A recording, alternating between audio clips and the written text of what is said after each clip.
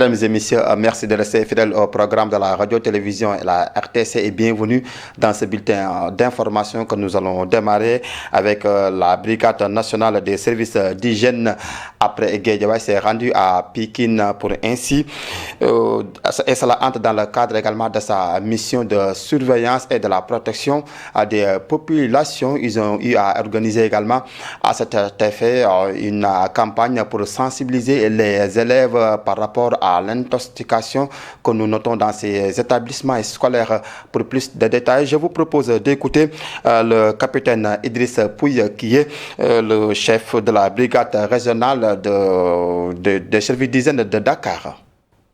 Vous savez également qu'un mois en arrière, il y a des cas d'intoxication alimentaire collective qui ont été rapportés. Nous avons tenu compte de tous ces paramètres vraiment pour donner des instructions à toutes les brigades de la région de Dakar de faire régulièrement des descentes au niveau des établissements scolaires. De mettre en exergue trois composantes importantes pour préserver la santé des populations.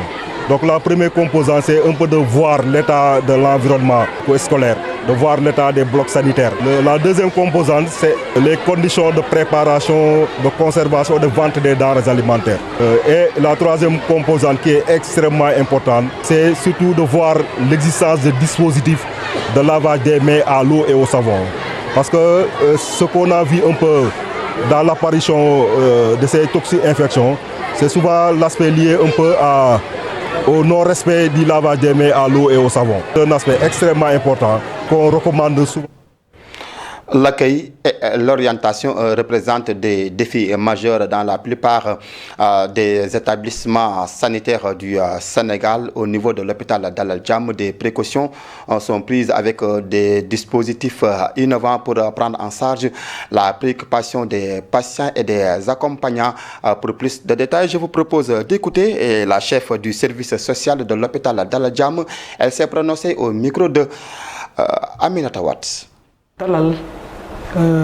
Nous accueillons les malades et les orientons de manière très efficace. De plus, nous montrons aux malades démunis la voie à suivre pour être soignés sans difficulté. Pour les personnes à mobilité réduite, un personnel dédié les aide depuis la porte d'entrée jusqu'à la salle de soins.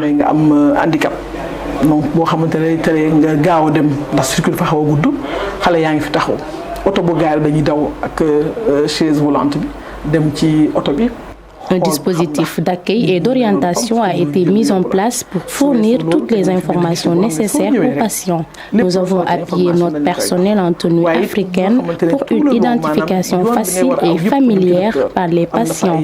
Conscients de recevoir des malades de tout le Sénégal et même de la sous-région, nos agents sont bilingues et la plupart de nos langues locales sont parlées ici.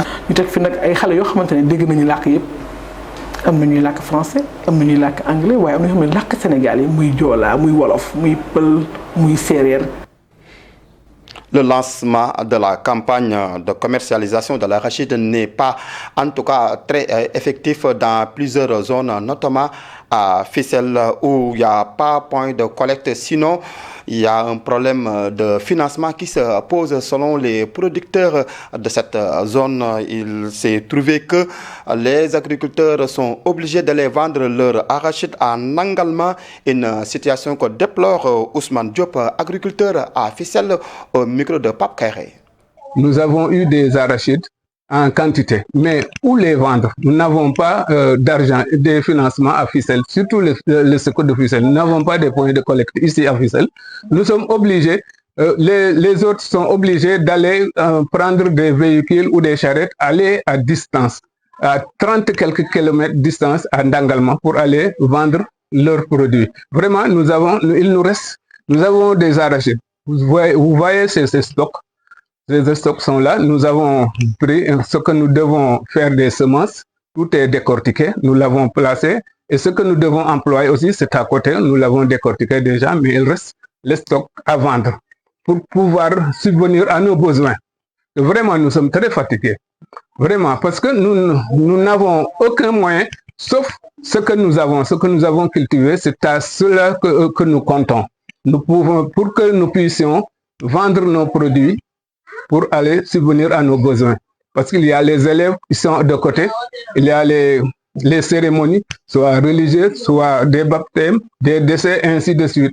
Nous devons aussi faire que les enfants puissent, parce que nous avons des enfants qui sont dans des écoles privées, nous devons les payer leur scolarité. Nous sommes très contents du prix, 305 francs, c'est bon quand même, mais il faut qu'on ait des financements.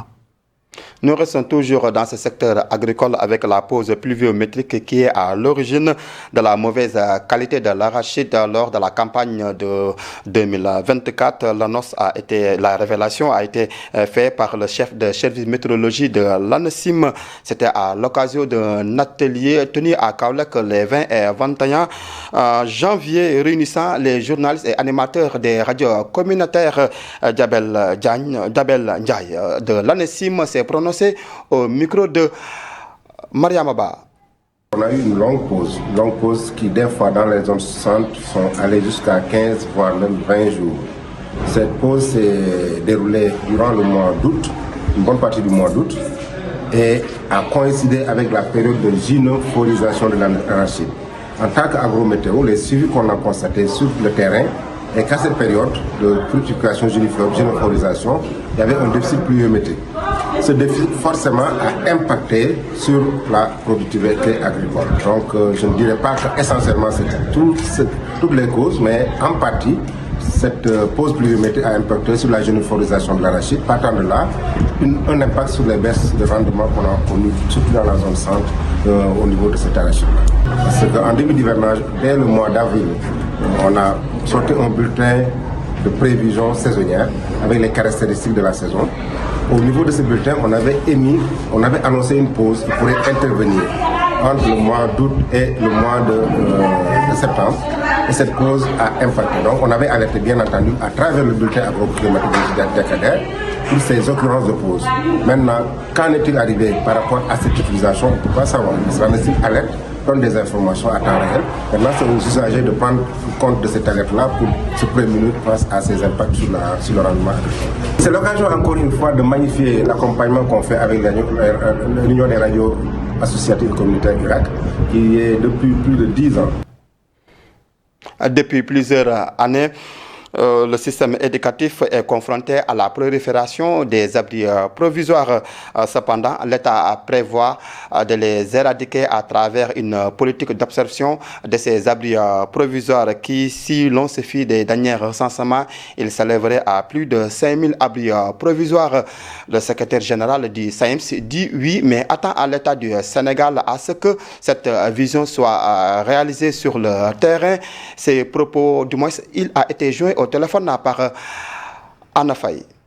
Ces abris provisoires continuent d'être des sources de contre-performance pour le système éducatif sénégalais et nous pensons que le Premier ministre qui a fait cette annonce-là se donnera les moyens avec son gouvernement d'aller vers l'éradication totale de ces abris provisoires, d'autant plus que le Sénégal fait partie des pays qui ont ratifié l'ODD 4 et cet ODD 4 n'est rien d'autre qu'un engagement que la communauté éducative mondiale a dû prendre d'ici l'horizon 2030 et aucun pays qui a encore des abris provisoires n'osera se présenter à ce grand rendez-vous mondial sans pour autant avoir réglé ces questions minimales. Et nous pensons que l'espoir est permis et aujourd'hui, parmi les ruptures les plus fortes qui sont attendues, c'est le respect de la parole donnée et que sur ce plan, naturellement, aujourd'hui, le gouvernement ira vers la résorption de ces abris provisoires pour booster les performances dans notre système éducatif.